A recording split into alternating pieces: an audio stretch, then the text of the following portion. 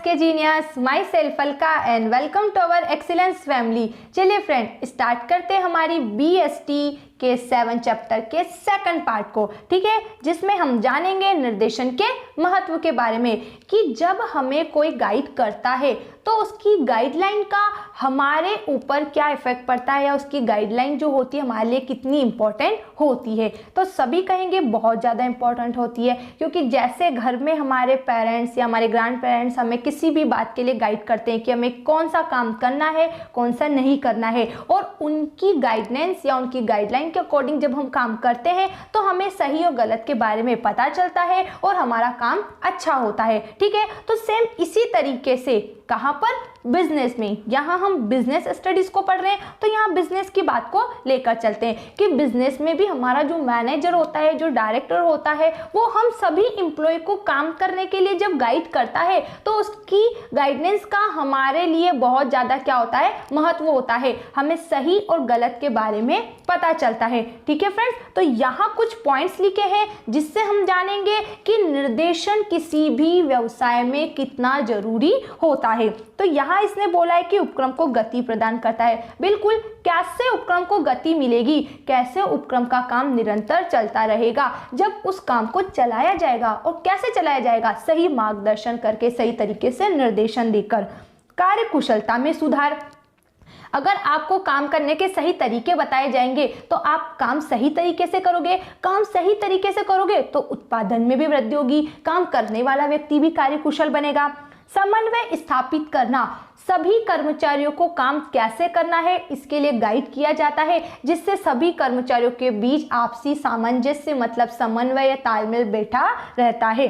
परिवर्तनों का सामना करने हेतु, वर्तमान जीवन में नित नए परिवर्तन होते रहते। आज हम जो काम करने के बारे में सोच रहे हैं, लाखों लोग उस काम को करके मार्केट में आ जाते हैं, ठीक है। तो कैसे हम हमारे जो आइडिया से, हमारी जो सोच है, हमारा जो काम है उसमें परिवर्तन करें, और कैसे हम हमारे जो कॉम्पिटिटर है उनको फेस करें, इस बात के लिए निर्देशन होना जरूरी है। एंड लास्ट है दीर्घकालीन स्थायित्व एवं विकास। हर एक व्यक्ति चाहता है क्या, कि मैं जहां काम करूं वहां से फिर दूसरी जगह काम करने ना जाऊं। तो ऐसा करने के लिए उसे सही गाइडलाइन मिलनी चाहिए, वो सही तरीके से काम करेगा तब जाके तो उस संस्था में बना रहेगा, ठीक है फ्रेंड्स। तो अब हम जानेंगे इनकी डिटेल को, ठीक है। तो एक एक करके इनकी डिटेल को जान लेते हैं।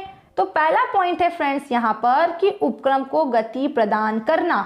इसका क्या मीनिंग बोल रहा है कि व्यवसाय उपक्रम की समस्त क्रियाएं गतिविधियां निर्देशन के माध्यम से प्रारंभ होती। प्रारंभ मतलब शुरू। व्यवसाय की समस्त क्रिया मतलब समस्त कार्य, और गतिविधियां मतलब कि कौन सी एक्टिविटी, कौन से कार्य कब शुरू करना, कब नहीं करना, ये सब निर्देशन से ही संचालित होती है, मतलब शुरू होती है। निर्देशन के माध्यम से ही प्रबंध अपने अधीनस्थों से कार्य कराने में सफल होते हैं। जब उच्च स्तर का प्रबंधक निम्न स्तर को काम देगा तब जाके तो निम्न स्तर का प्रबंधक उच्च स्तर का प्रबंधक जब मध्य स्तर को काम देता है तब जाके तो मध्य स्तर क्या करता है, अपने अधीन रहने वाले निम्न स्तर से काम कराने में सफल होता है। तो यहाँ पर भी ये बोला गया कि निर्देशन के माध्यम से जो व्यक्ति होते हैं, जो अधिकारी होते हैं, तो उनके अधीनस्थ जो भी कर्मचारी होते हैं तो उनसे काम कराने में वो अधिकारी सफल होते हैं। और इस प्रकार सफल निर्देशन नियोजन को साकार रूप प्रदान करता है। नियोजन मतलब जो प्लानिंग, निर्देशन आया ही कैसे, प्लानिंग से। निर्देशन क्या है, कार्य की एक शुरुआत, और कार्य की शुरुआत कैसे हुई, एक अच्छे विचार से, एक अच्छी प्लानिंग से। तो यहाँ पे हमने जाना उपक्रम को गति प्रदान करना, कि निर्देशन के माध्यम से उपक्रम में निरंतर कार्य चलते रहते हैं। हमारी जो प्लानिंग थी वह प्लानिंग कैसे हो जाती है, साकार हो जाती है, और सभी अधिकारी के अधीनस्थ रहने वाले कर्मचारी क्या करते हैं, अच्छे से काम कर पाते हैं। किससे, निर्देशन से।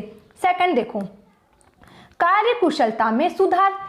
एक व्यक्ति काम अच्छे से कब करेगा, जब उसे काम अच्छे से सिखाया जाएगा, ठीक है। और जब वो काम अच्छे से सिखाया गया और सीखने वाले ने अच्छे से सीखा तो वो क्या हो गया, उसमें एक्सपर्ट हो गया। तो उसी तरीके से एक प्रबंधक निर्देशन के माध्यम से कर्मचारियों को उनकी योग्यता तथा दक्षता का पूरा उपयोग करने के लिए प्रोत्साहित करता है, जिससे कर्मचारी कार्य को कुशलता के साथ संपन्न कर पाता है, ठीक है फ्रेंड्स। अगला देखो, समन्वय स्थापित करना।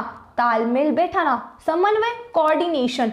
आप कहीं पर भी रहो, आपके आसपास का इन्वायरमेंट अगर अच्छा है, आपके साथ काम करने वाले व्यक्ति अच्छे हैं, तब आप वहां पर काम कर सकते हो। तो ऐसा वातावरण अच्छा कब मिलेगा, ऐसे सभी कर्मचारी अच्छे कब होंगे, जब वहां पर गाइड करने वाला मैनेजर अच्छा होगा, उसकी गाइडलाइन अच्छी होगी। तो यहाँ पर ये बोला गया है फ्रेंड्स कि निर्देशन संगठन के सदस्यों में पारस्परिक समझ तथा टीम भावना विकसित करने में भी सहायक होता है। इसके लिए प्रबंधक द्वारा विभिन्न तकनीकें अपनाई जाती है, जैसे मार्गदर्शन द्वारा, परामर्श द्वारा या पर्यवेक्षण द्वारा। मार्गदर्शन मतलब उनको काम करने का सही रास्ता दिखाकर, मार्ग मतलब रास्ता, दर्शन मतलब दिखाना, परामर्श मतलब उन्हें सुझाव देकर, उन्हें सलाह देकर, और पर्यवेक्षण मतलब होता है उनकी काम की जांच पड़ताल करके, उनके काम की देखरेख करके ही तो उनकी कमियों का पता लगाया जाएगा और फिर सुधार करने का उन्हें अवसर दिया जाएगा।